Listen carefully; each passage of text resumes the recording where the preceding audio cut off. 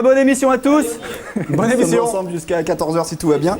C'est les mêmes principes que l'année dernière, c'est-à-dire que tout au long de l'année, le menu de cette émission sera composé par les idées que vous allez pouvoir nous envoyer.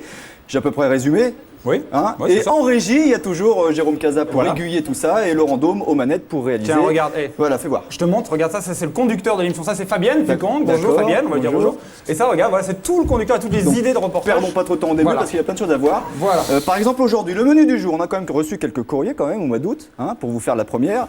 Ce monsieur s'appelle Karim Zeribi. Un jeune beurre devenu conseiller personnel de Jean-Pierre Chevènement. La semaine dernière, petit pincement au cœur quand même quand il a fallu faire les cartons Place Beauvau. Là, vous allez dire, c'est encore la télé qui se filme le nombril, sauf que Dujon, c'est pas vraiment de la télé, et son nombril, c'est celui d'un mec bien. En tout cas, on verra ça tout à l'heure ensemble. C'était son premier NPA lundi.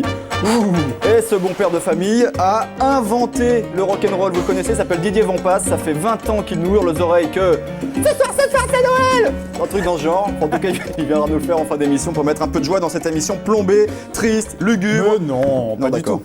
Qu'est-ce qu'il y a d'autre aussi? Il y a dans cette émission du sport avec Olivier Barbarin et nous irons faire un petit coucou à Deauville parce que c'est la fin du festival.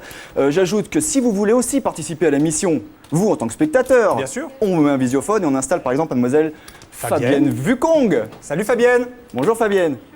Voilà, on s'entend super bien.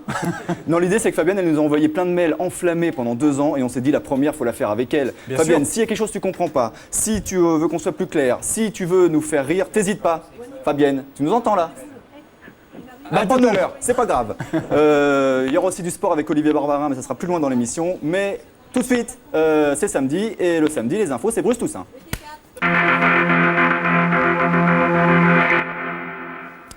Salut Bruce, avec cette bonne nouvelle qui vient de Jolo et les fiancés qui vont finalement se retrouver, cette bonne nouvelle. Ouais, 2 semaines après la libération de Sonia Venling, c'est son compagnon Stéphane Loisy qui a été relâché ce matin par les rebelles d'Abou Sayyaf. Le soulagement donc pour ce jeune Français qui a passé au total 140 jours en captivité. 3 autres otages européens ont été libérés en même temps. Jacques Imbert.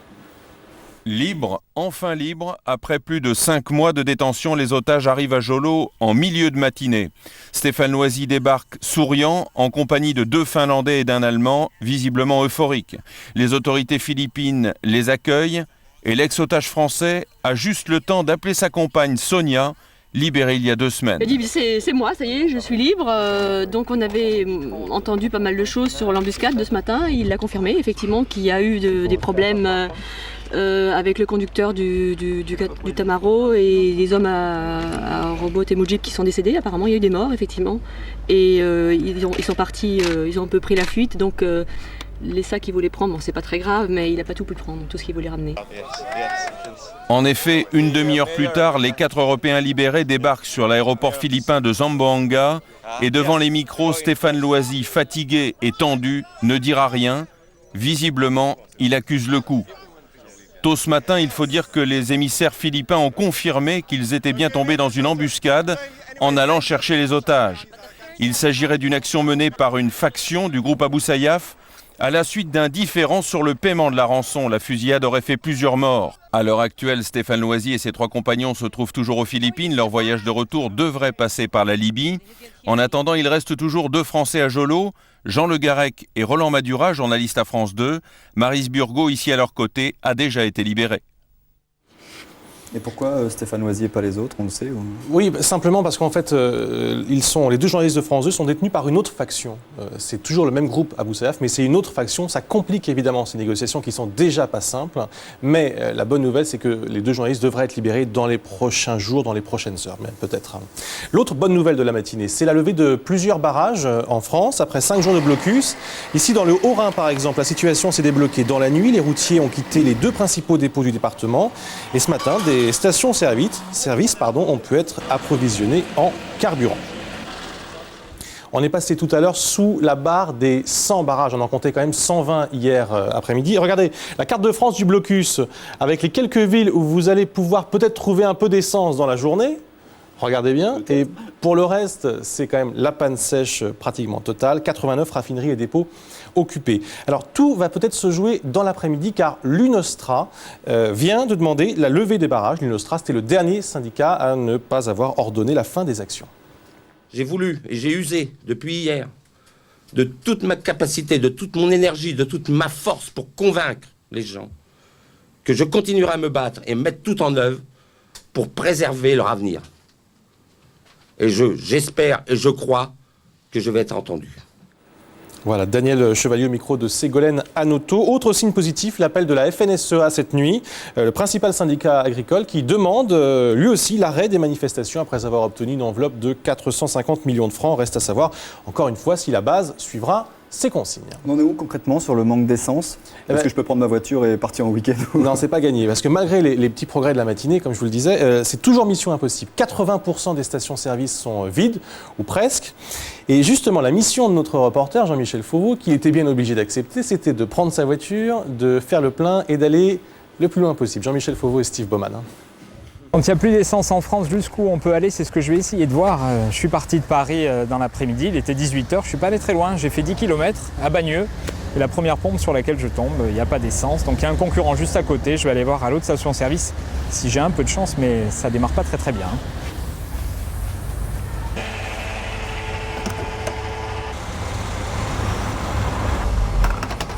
Bon, le plein est fait, je mets le compteur à 0, direction le sud, on part.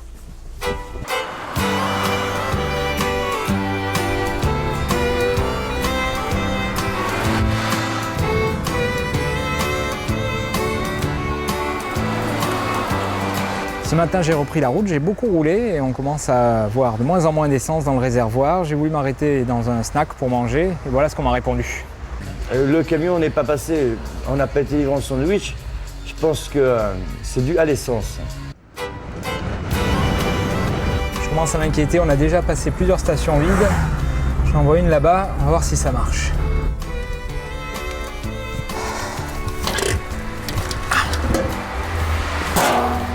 Bonjour, excusez-moi, est-ce que vous savez où je peux trouver de l'essence?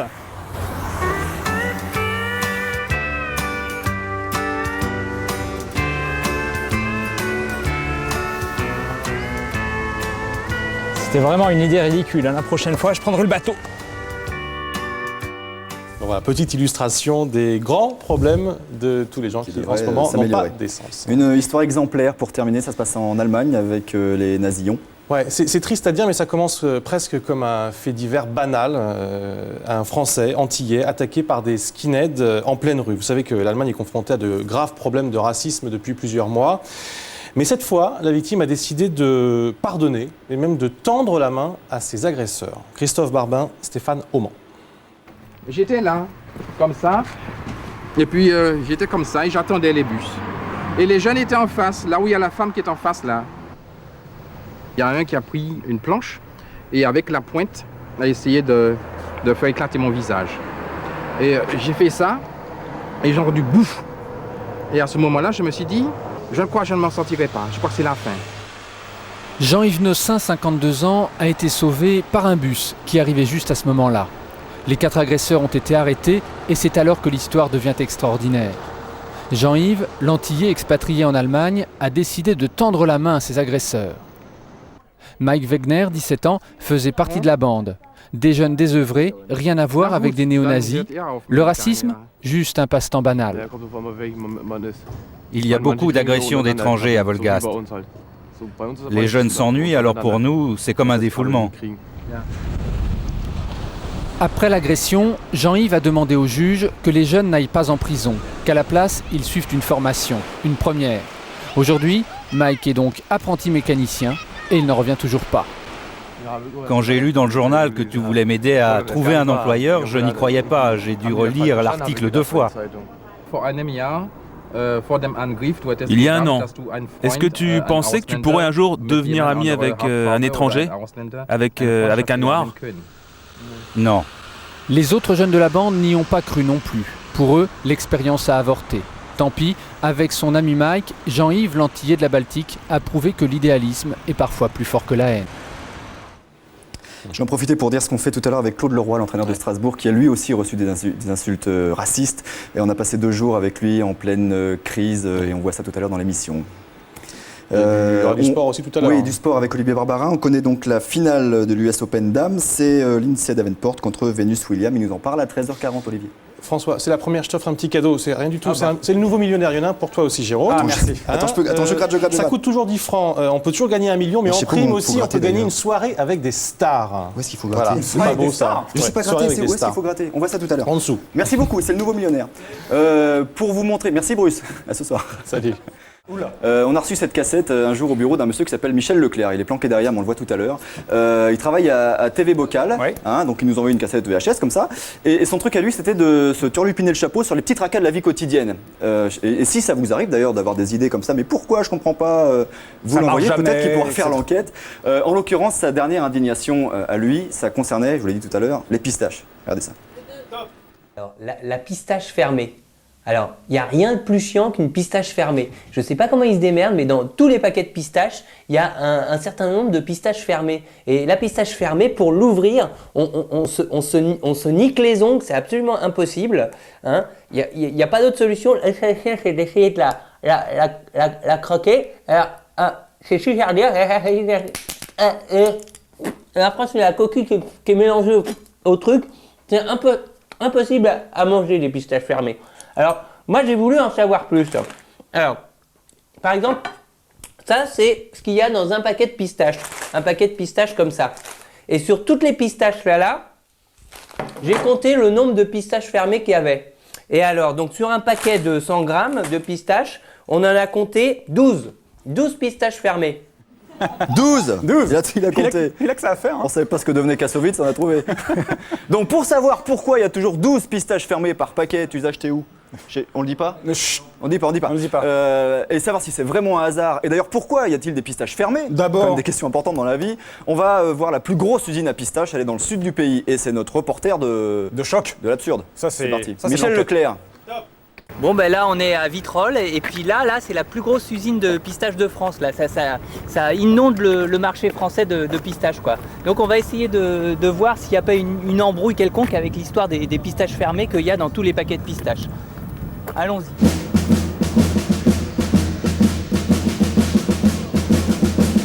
Vous êtes un peu le chef des pistaches en France ou... Non, je ne suis pas le chef des pistaches en France, je suis responsable qualité du site. Voilà des pistachiers. Ah, des pistachiers. D'accord. Ah, et ça pousse en grappe un peu comme ça. Ça, c'est une abeille. Oui. Est-ce qu'il y a des gens, des consommateurs qui protestent contre le taux élevé de pistaches fermées dans les paquets de pistaches? On n'a pas de courrier consommateur significatif sur le problème pistache. Il y a une idée reçue qui circule sur la pistache, c'est qu'elle s'ouvre au moment de la cuisson. Et malheureusement non. La pistache est déjà ouverte sur l'arbre. Au moment de la récolte, le taux d'ouverture, il oscille entre 70 et 90% de pistaches ouvertes. Donc il y a une opération qui consiste à les séparer. C'est-à-dire à séparer les fermées des ouvertes. Et les fermées des ouvertes. Ah oui. Et c'est finalisé par du tri manuel. Voilà, le tri manuel. Cette opération n'étant pas fiable à 100%, le standard usuel de commercialisation est d'avoir 95% de fruits ouverts. Quand ils arrivent ici, en fait. Quand ils arrivent ici.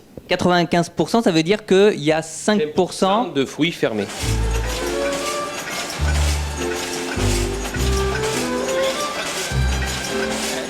Donc c'est vous qui sondez les sacs pour déterminer le pourcentage de pistaches ouvertes et de pistaches fermées dans chaque sac? Oui, c'est moi.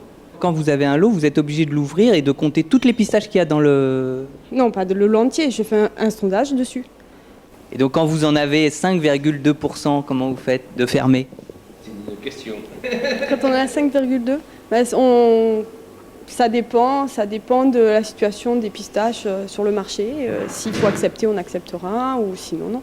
Mais généralement, c'est refusé. Je pense que le consommateur est prêt à acheter un peu plus cher les pistaches s'il y en a 100% d'ouvertes, à mon avis. Peut-être. Parce que tout le monde est tombé sur des pistaches fermées et n'arrive pas à l'ouvrir. Et je veux dire, ça, c'est pas sympa. Je ne suis pas persuadé que de passer de 95 à 98%, est une incidence significative sur la consommation ou sur le marché.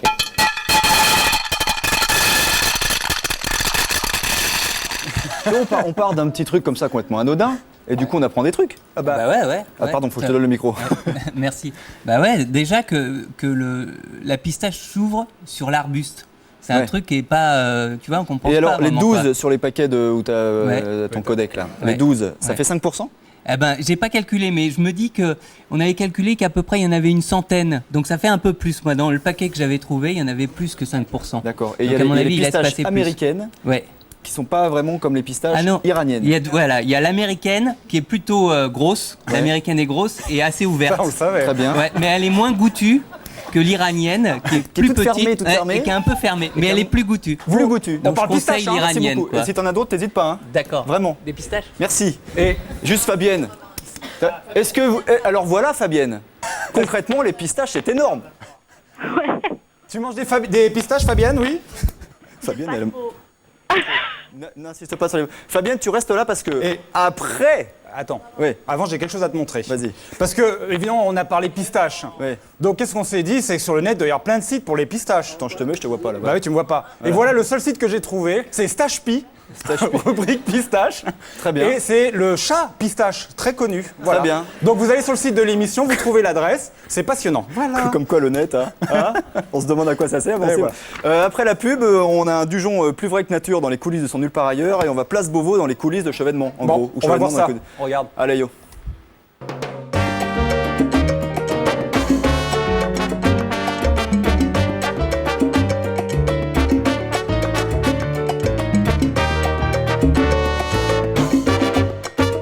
Qu'est-ce que tu veux qu'il arrive de grave? Quand il était petit, Thierry Dujon voulait faire footballeur professionnel. Dans sa classe, il y avait un certain Vincent Guérin. Un seul a réussi. Et du coup, Dujon a fait journaliste pour pouvoir s'approcher des stades. Les sports, les infos, Los Angeles comme correspondant cinéma. Thierry Dujon sait tout faire. C'est un grand garçon bon, solide, bosseur, intelligent, insubmersible. Il m'entend là? Oh, c'est trop là. Il est où? Tu m'entends, Thierry? Il t'entend, mais il faudrait que t'arrêtes. il fait le bois à Deauville maintenant. Voilà. Thierry, quand j'ai fait le reportage, ma nana elle m'a dit arrête, c'est encore la télé qui se filme le nombril, arrêtez de faire ça. Sauf que Dujon, c'est un mec bien et c'est pas si fréquent à la télé, c'est bien de le dire. Donc enlève l'oreillette, t'écoutes pas ça, Thierry. Et donc voilà. C'était quelques moments grappillés dans sa journée de lundi. C'était son premier nulle part ailleurs, c'est quand même pas rien dans la vie. On regarde et on en parle. Voilà. 3, 2, 1, antenne.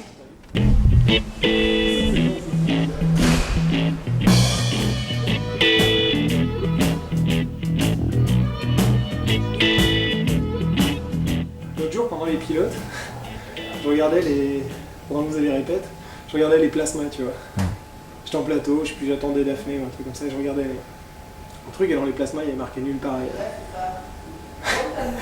Et je sais pas, c'est pas que j'avais pas percuté jusque-là, mais là, tout d'un coup, ça devenait... je pouvais le toucher, quoi. Ouais. Et putain, je me disais, waouh.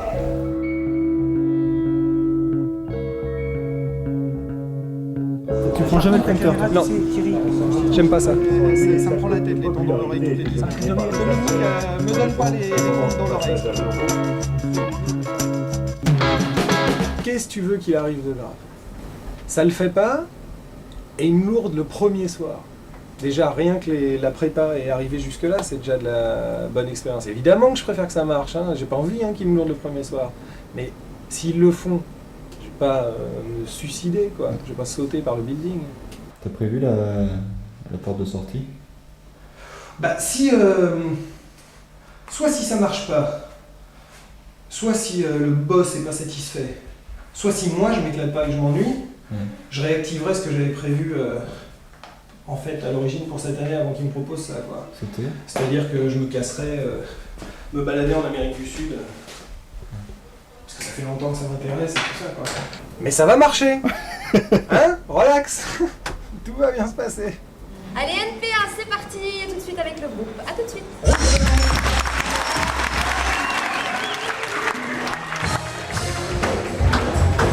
Changement de machin. Ça se fait là-bas.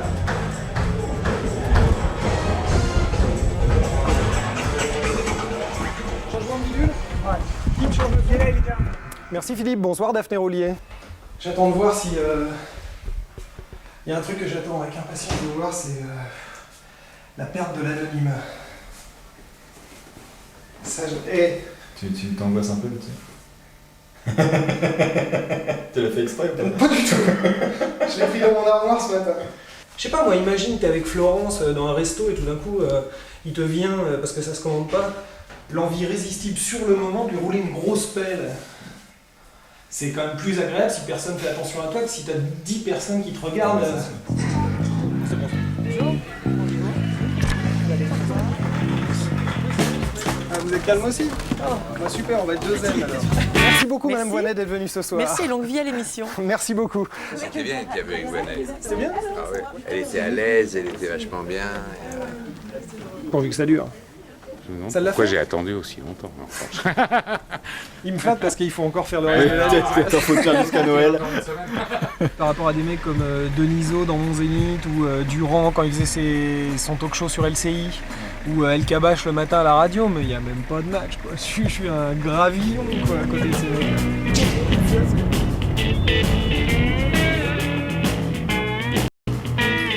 C'est pas jugé quoi. Par contre toi, ton plateau, etc. bien quoi. Bien. Je te dis félicitations, bravo, et puis on aura le plaisir de te voir demain soir. Je t'embrasse, ciao. Je suis très surpris, il n'y a pas mes parents. Putain, tes parents, sans déconner, Ouais, j'attendais. je suis très étonné. À mon avis, c'est qu'est-ce qu'ils se disent, faut pas le faire chier. Ils sont super respectueux de plein de trucs, les parents de privacy et tout ça. Quoi. Bon, bah, on va aller boire un coup. Hein. Ouais. Elle a bien mérité, non? Je veux, moi. Bon. Ça va Thierry? Ah, t'es allé chercher le Midnight Rambler dans Let It Bleed des Rolling Stones. Ça me fait plaisir va que bien, tu l'aies remarqué. Ah bah, je pouvais pas le rater, oui. Ils ont appelé tes parents finalement? Ouais, ils ont appelé plus tard, ouais. Ça les éclate total. Ça les fait rire. Là, après une semaine, qu'est-ce qui a changé dans ta vie? Rien du tout. Je suis crevé parce qu'on a bossé comme des tarés pendant toute cette semaine, parce que je conçois pas de recevoir quelqu'un sans avoir lu son bouquin si c'est un écrivain, avoir vu son film, étudié sa filmo si c'est un cinéaste, ou lu le dossier épais comme ça si c'est un politique. Mais donc c'est beaucoup de temps et beaucoup d'énergie, mais sinon pour l'instant, à part ça, pas grand-chose à changer. C'est très bien d'ailleurs. D'accord. Si Fabienne Vucong. Moi j'aimerais savoir où est Fabienne. Elle est où? Attends, j'ai mis Casa. Salut, c'est moi, ça va? Fabienne, est-ce que vous avez vu, Dujon? J'ai vu lundi. Qu'est-ce que vous en avez pensé sincèrement? Fabienne? Oui. D'accord. C'était bien ou pas? Vous pouvez le dire. Hein. Il n'a pas changé par rapport à ce qu'il était avant, je pense.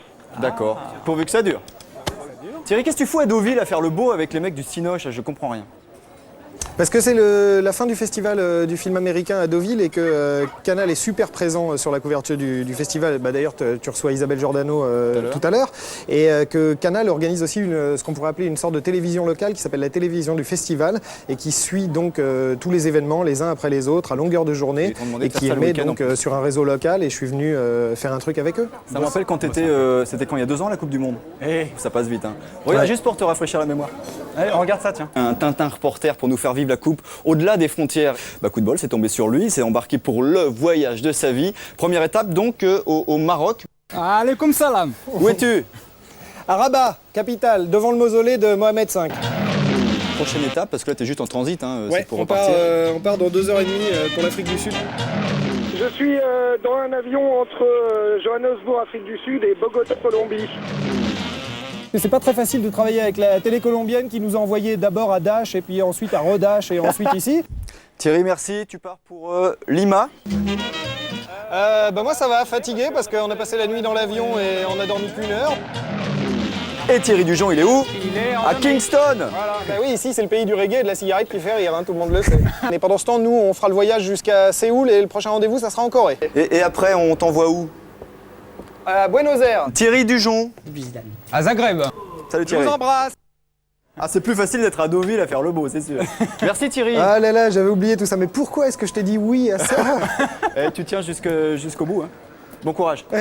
Ciao. Salut. Salut François.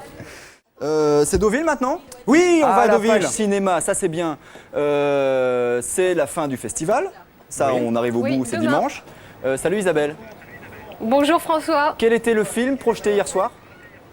Bah écoutez, ici, c'est Festival de Stars, comme d'habitude, avec Samuel Jackson dans un remake de Shaft. On a beaucoup parlé aussi d'Harrison Ford qui a donné une conférence de presse il y a à peine 2 jours.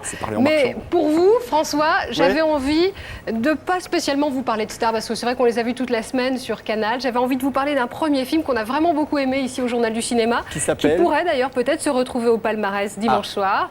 Et il s'appelle Les Initiés. Le film est sorti, d'ailleurs tout le monde peut le voir, il est sorti en salle depuis mercredi. Et je trouvais que c'était intéressant parce que c'est vraiment le parcours typique, le parcours du combattant d'un jeune réalisateur américain qui est un petit peu un prodige. Il a 29 ans, il signe son premier film après avoir fait pas mal de politique. Il a été le plus jeune directeur de campagne de la ville de New York. C'est un démocrate convaincu, c'est d'actualité, là on est en pleine campagne. Et c'est vrai que Ben Younger, donc ce jeune réalisateur, est resté 2 jours à Deauville. Il a donc fait plus d'une trentaine d'interviews. Il a eu le cœur qui bat bien sûr en présentant son film. Et je trouvais intéressant de suivre grâce à Vincent Lebrun le parcours de ce jeune homme. Merci beaucoup. Et Franck Delins sur le parasol derrière. Ok, on regarde.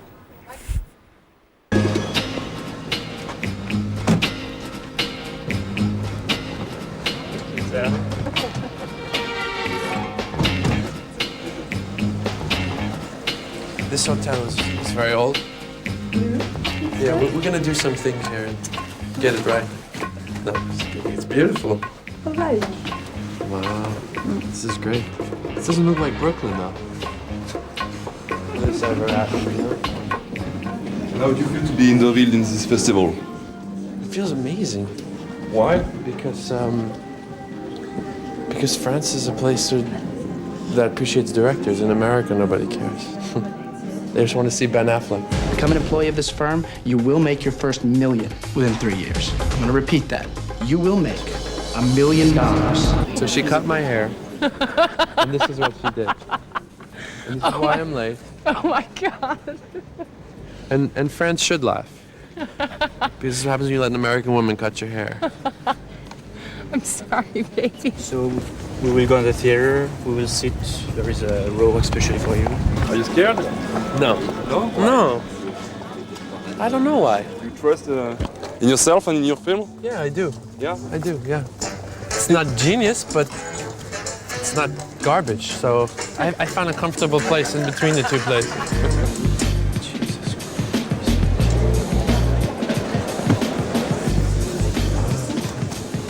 Let me just think for a minute what I'm gonna talk about.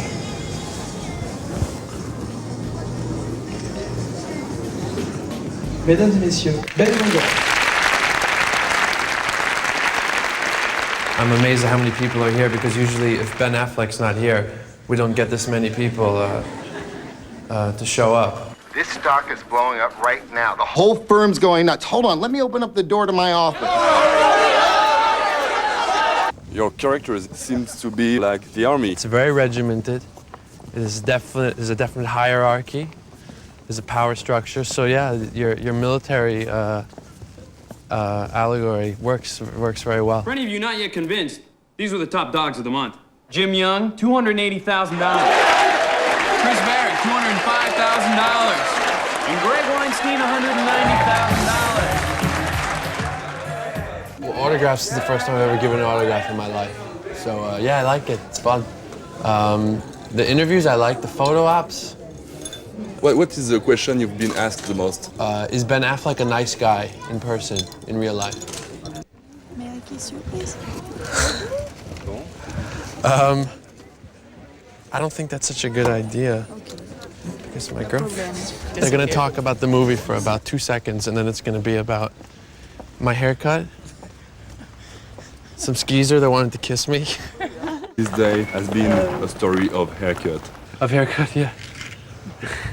Did you live the day a different way because of that? Yeah, with less hair. Did I leave the day differently? No, I forgot about it. There's more important things. Of course. My vanity only goes so far. Looks good from the front, don't it? Yeah, from the so front. let's dance now? Not for the camera, but yeah. Bye. Okay, we see you guys. Bye bye. Bye bye. Coupe de show. Merci à Vincent Lebrun, les initiés Ben Younger. Ça peut gagner ou ça peut pas gagner ce soir? Tout va se jouer, François, demain, entre Les Initiés que vous venez de voir et Memento, qui est un autre film dont on parle beaucoup ici. Et Les Initiés, ce que je trouve intéressant pour aller vite, juste un chiffre, c'est très représentatif de cette passion qu'ont les Américains en ce moment pour les stock options et les fortunes rapidement faites. On estime à un Américain sur 30 aujourd'hui est millionnaire en dollars aux États-Unis. Mais une fortune en général faite virtuellement de stock options et d'actions. Merci Isabelle. Merci Isabelle. Merci beaucoup. François. Merci. Bien, marcher pour parler en marchant. Formidable. Je te demande quelque chose qui est très important. J'ai mis Fabienne, c'est pour lui demander son film préféré. Alors Fabienne, oui. Qu'est-ce que tu préfères comme film en ce moment? On allait voir O Brother mercredi. O Brother. D'accord, très bien. Ça tombe bien parce que chaque semaine nous aurons le bouche à oreille Canal+. Avec cette semaine 40% d'entre nous, en fait, on a voté entre nous, parce qui préférons. Évidemment, les gens vont aller sur le net pour dire le film qu'ils ont préféré depuis mercredi. Mais là, sauf que là, on a voté nous. Voilà, on a voté nous. Alors nous, c'est Harry, un ami qui vous veut du bien en premier. Très bien. Deuxième, Gladiator. Et troisième, le voilà, O Brother. Avec le Clooney. Et donc vous avez compris, vous écrivez, il y aura sur le site tout sera expliqué, mais comme ça chaque semaine on pourra vous dire vous le film que vous avez préféré. Tiens, voilà. Et on fera courir un top 5 tout le long de l'année si des fois on rate des. Tu vois ce que je veux dire? Eh ben on voit bien. Je sais pas si je suis très clair. Mais si. La pub. Nous continuons donc avec le sport et la musique. Le sport au cœur du Racing Club de Strasbourg, et là on devient sérieux parce que Claude Leroy et les racistes c'est un sujet grave. Et la musique avec Didier Vampas, l'inventeur du rock'n'roll. A tout de suite, quittez pas. Ça va?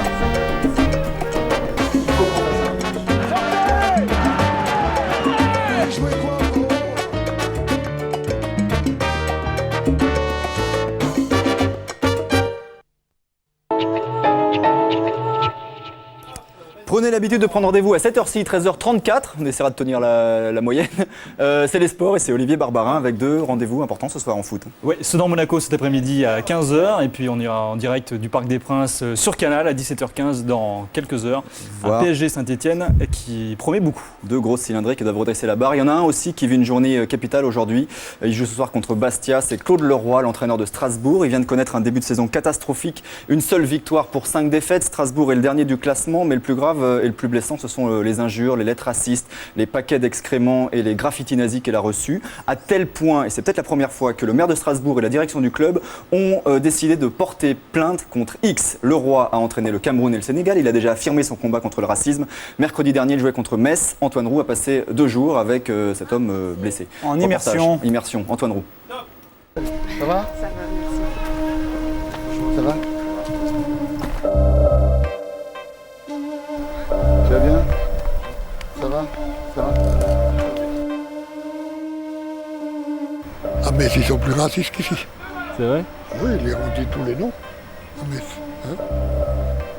Pourquoi? Parce qu'ici ils sont racistes? Non, non. 2, 3 cons. Vous le saviez, non? Et ça, c'était des menaces de mort, tu vois. C'est vrai qu'on reçoit ça, qu'est-ce que... T'arrives pas à comprendre. Qu'est-ce que j'ai fait en bossant, en essayant de bien bosser d'une façon saine, je pense, pour mériter qu'on m'écrive des trucs d'une telle violence, d'une telle haine, et que quand tu découvres de tels comportements, bah, tu te poses plein de questions, quoi. Tu dis, moi j'ai pas choisi tout môme le foot pour ça, quoi. C'est exactement le contraire de ça.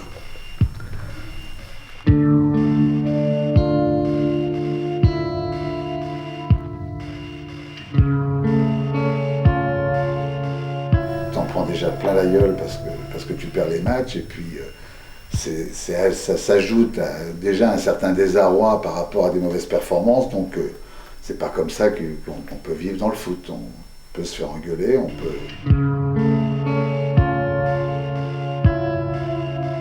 La banderole fâché mais pas facho, je trouve qu'elle symbolise très bien ce que doit être le foot. Alors que les gens sont déçus, les gens sont tristes, les gens sont touchés un peu dans leur fierté, dans leur amour-propre, quand leur club il se fait balayer et qu'il perd 4 matchs, mais ça ne doit pas aller au-delà de ça.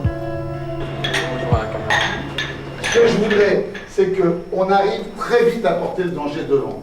Quelquefois, on va trop vite sur des grandes passes, sur des ballons balancés de trop loin qui ne servent à rien, parce que c'est là où il y aura danger. Si on veut continuer, les mecs, sur une trajectoire un petit peu ascendante après avoir souffert comme on a souffert, il faut qu'on fasse un truc ce soir. Alors, Claude Leroy, vous avez gagné va gagner à être connu. Vous souhaitez qu'on gagne? Dites la vérité. Ouais. Ouais. Calmez un peu le stade d'abord.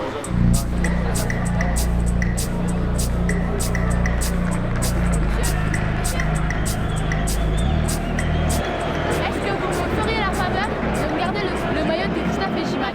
Oui. Mais pas maintenant. Parce que ça dépareille un jeu. Mais en fin de saison, oui. Si je suis là. Ouais. Oh, quelle connerie. C'est sûr que vous êtes là, non? Ouais. On a peur avant le match? Non, peur de quoi? D'une défaite. Donc, il faut quand même relativiser, même si c'est très sérieux, même si on le fait avec le maximum de professionnalisme, d'attention, mais c'est quand même que du foot.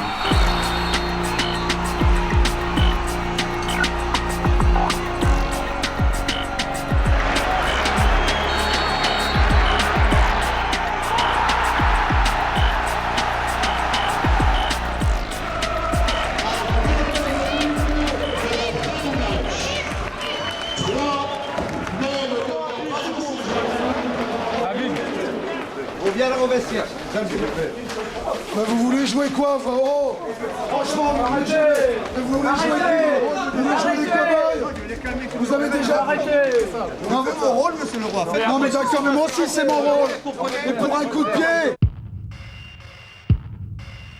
Mais vous avez déjà joué au football dans votre vie? C'est pas votre problème. Non, mais est-ce que vous avez déjà joué au Éduquez football? vos joueurs, il viendra voir. Mais moi, je les éduque, mes joueurs. Putain, les mecs. Merde! Qu'est-ce que vous voulez que je vous dise encore dire que je vous défends et tout, là, ouais. On perd, ce doigt, putain. Deux expulsés, qu'est-ce qu'il veut faire? Qu'est-ce qu'il veut faire au bon Dieu pour...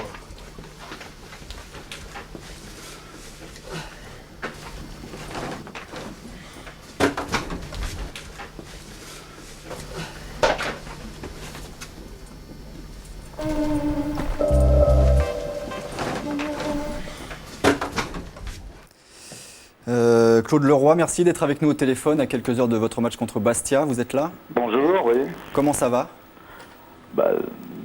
Ça va comme ça va à quelques heures d'un match qui est quand même déterminant. Ouais. Quand vous avez vu le reportage là? Oui, je l'ai vu. Ouais. Qu'est-ce qui vous pèse le plus maintenant? C'est les insultes ou c'est le résultat sportif? Non, c'est l'amalgame qui pourrait être fait quand on gagnait, que j'avais condamné ça l'année dernière, on me disait ferme-la parce que ça va un petit peu abîmer les victoires. Et quand on a perdu et que j'ai porté plainte, on a dit bien sûr, il déplace le problème et il veut masquer les mauvais résultats par un combat contre le racisme. Pas du tout. Je pense que les choses doivent se passer déjà sur le terrain et c'est là où on doit gagner et essayer de revenir dans le coup.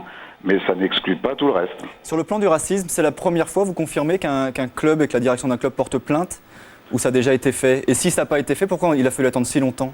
Non, je crois que le Paris Saint-Germain aussi a beaucoup travaillé dans ce domaine-là, mais je pense que des plaintes directes contre X, c'est la première fois qu'une municipalité, qu'un club, que des associations décident d'aller jusqu'au bout, parce que je crois qu'il faut pas là, non, il faut faire attention, c'est véritablement infime, il y a très très peu de personnes, mais sous prétexte qu'elles sont peu nombreuses, il ne faut pas se coucher non plus. Et concrètement, on pourrait leur interdire le stade, c'est ça?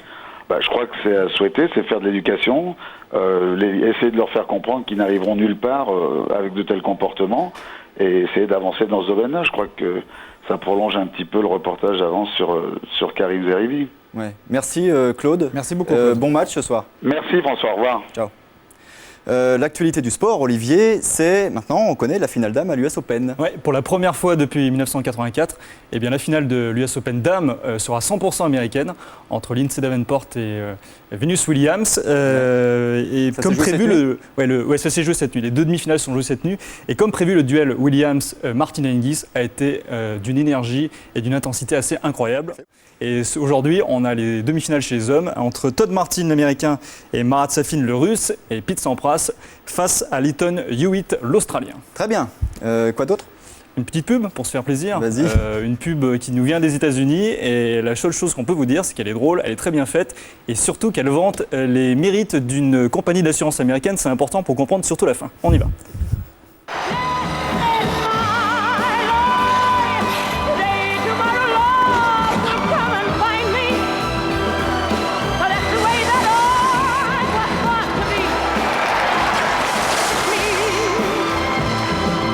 It's me.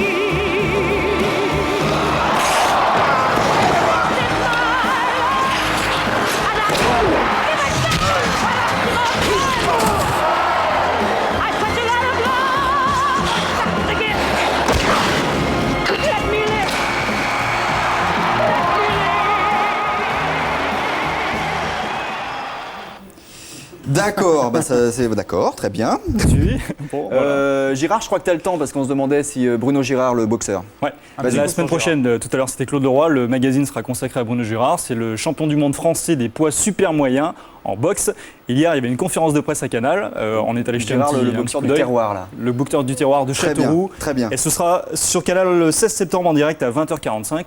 On peut voir quelques images de la conférence de presse d'hier, par exemple. Ça, c'est son adversaire. Il s'appelle Manuel Siaka, il est portoricain. Le Français de Châteauroux, le voilà, il est à gauche. Conférence de presse qui s'est bien passée dans un bon esprit. Et Bruno Girard a tenu à vous donner un petit rendez-vous pour la semaine prochaine. Bonjour Bruno Girard, champion des super moyens. Je suis dans rendez-vous le 16 septembre. Je passerai la journée avec vous sur nulle part ailleurs. Ce qui se passe, c'est qu'on va passer 2 jours avec lui à Châteauroux. Une pression terrible. Merci Bruno Girard et bon match. Ce sera la semaine prochaine, donc samedi soir à 20h30, c'est ça? Ouais, peut-être plus tard d'ailleurs. 16 septembre. À Châteauroux en direct à 20h45 sur 20h45. Très bien, Bruno Girard. Vous n'hésitez pas à envoyer vos idées de reportage, des personnages qui vous touchent, des histoires qui vous tiennent à cœur, des rebonds sur l'actu. On coordonne tout ça. Donnez les adresses, Jérôme, peut-être non? On vient de les donner, on vient de les voir. Excuse-moi, autant surtout pour moi. Le mieux, c'est d'aller sur le site internet de l'émission. Là, il y a tout ce qu'il faut pour nous écrire. Bruce Toussaint. Merci. Il a une petite info en plus, peut-être, Bruce? Oui, dans la rédaction. Oui, juste 2 mots pour vous dire que les 2 derniers otages de l'île de Jolo vont être libérés d'ici à 24 heures. Les 2 journalistes de France 2, je vous en dis plus tout à l'heure. D'accord, merci. À ce soir. Merci Bruce. Isabelle Giordano, non, elle est partie. Elle est partie. François, Fabienne, à bientôt. Jérôme, grand merci. Et vous envoyez les adresses. Et ce soir, ce soir, attends, il y a une deuxième émission à faire. Tous les amoureux d'Emma Decaunes, vous êtes là à 19h25. Merci beaucoup. Ciao, ciao à tous. Merci à tous. Merci. C'était la première. Clip de fin. On l'a fait. Mais clip de fin. Allez, ciao. À ce soir. C'est vous qui m'avez filmé hier? Non. J'étais dans la voiture, non? Non, c'est pas moi. Ah, c'est pas vous? Non. Parce que j'ai vu un motocycliste avec exactement le même appareil. Non. Qui vous ressemblait en plus. Samedi à nulle part ailleurs, même à l'école on jette des fleurs. Thierry Tujon qui a même pas peur. Même pas peur. Hasta luego, la place Beauvau. Je cache mes pistaches à coups de marteau. Et si j'ai les feuilles qui s'encrassent, j'écoute Didier Wapar. Comme je sais que des fois tu es un peu dans le retard. Tu appuies sur les boutons, ça marche pas en vrai. L'aventure c'est tous les samedis. Les yeux plongés droit dans la vie. On vit des bas, on vit des hauts. C'est ça qui est beau. On vit des bas en vidéo. C'est ça qui est beau. En vidéo, on vit des bas. Yves NPA. Ça va pas dans le cadre de quelle émission? Samedi, pas celui-là, l'autre, à 12h. Le truc de François Pécheux, c'est ça? Ouais. C'est ça, d'accord. Okay. Oh là là, le mec. Attends, lui, il revient. Attends, mais ça veut dire qu'un chef de cabinet a que ça à faire. Moi, je te le dis. Moi, je suis dans les dossiers pendant que lui regarde la télé. Pas belle la vie de chef de cabinet?